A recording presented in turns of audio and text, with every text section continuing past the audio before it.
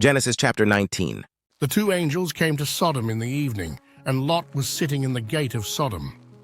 When Lot saw them, he rose to meet them and bowed himself with his face to the earth and said, My lords, please turn aside to your servant's house. You can wash your feet and spend the night and then go on your way early in the morning.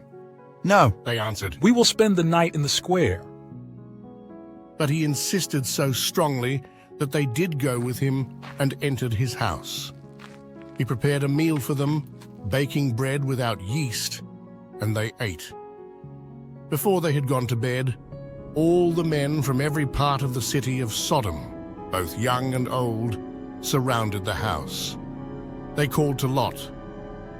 Where are the men who came to you tonight? Bring them out to us, So we can have relations with them. Lot went outside to meet them and shut the door behind him and said, no, my friends, don't do this wicked thing. Look, I have 2 daughters who have never slept with a man. Let me bring them out to you, and you can do what you like with them. But don't do anything to these men, for they have come under the protection of my roof. Stand back! They replied, This fellow came to town as an outsider, and now he's acting like our judge. we'll treat you far worse than those other men. They kept bringing pressure on Lot and moved forward to break down the door. But the men inside reached out and pulled Lot back into the house and shut the door.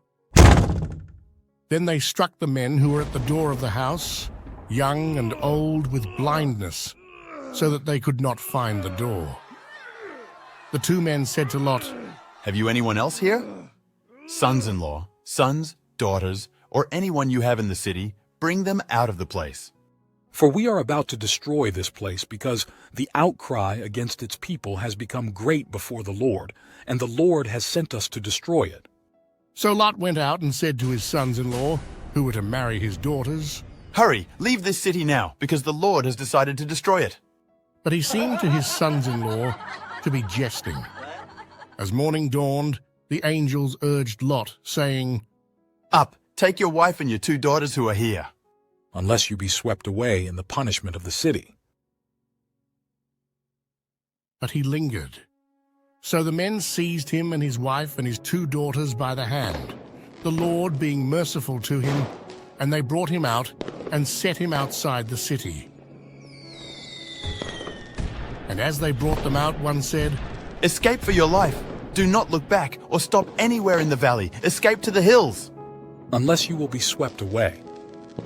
and Lot said to them, Oh no, my lord, you have been so gracious to me and saved my life, and you have shown such great kindness. But I cannot go to the mountains. Disaster would catch up to me there, and I would soon die. See, there is a small village nearby. Please let me go there instead. Don't you see how small it is? Then my life will be saved. He said to him, All right, I will grant your request. I will not destroy the little village, but hurry, escape to it, for I can do nothing until you arrive there. This explains why that village was known as Zoar, which means little place.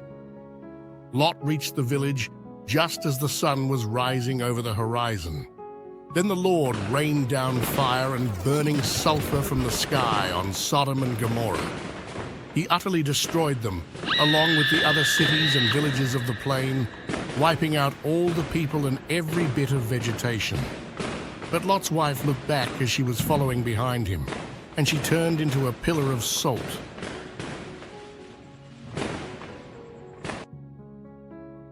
Abraham got up early that morning and hurried out to the place where he had stood in the Lord's presence. He looked out across the plain towards Sodom and Gomorrah and watched as columns of smoke rose from the cities like smoke from a furnace. But God had listened to Abraham's request and kept Lot safe, removing him from the disaster that engulfed the cities on the plain. Afterward, Lot left Zoar because he was afraid of the people there, and he went to live in a cave in the mountains with his 2 daughters.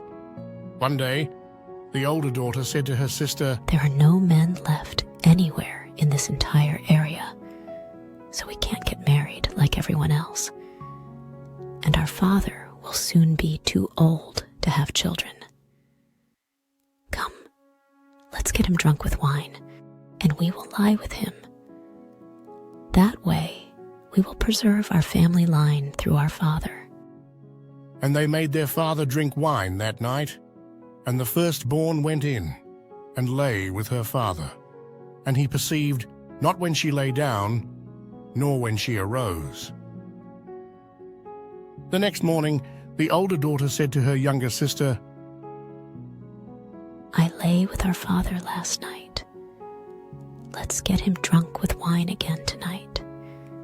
And you go in and lie with him. That way, we will preserve our family line through our father. And they made their father drink wine that night also. And the younger arose and lay with him. And he perceived not when she lay down, nor when she arose. As a result, both of Lot's daughters became pregnant by their own father. When the older daughter gave birth to a son, she named him Moab. He became the ancestor of the nation now known as the Moabites. When the younger daughter gave birth to a son, she named him Ben-Ami. He became the ancestor of the nation now known as the Ammonites.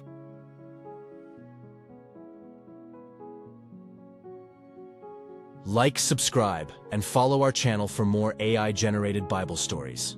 Stay tuned for new scenes and engaging biblical content brought to life through AI. Don't miss out.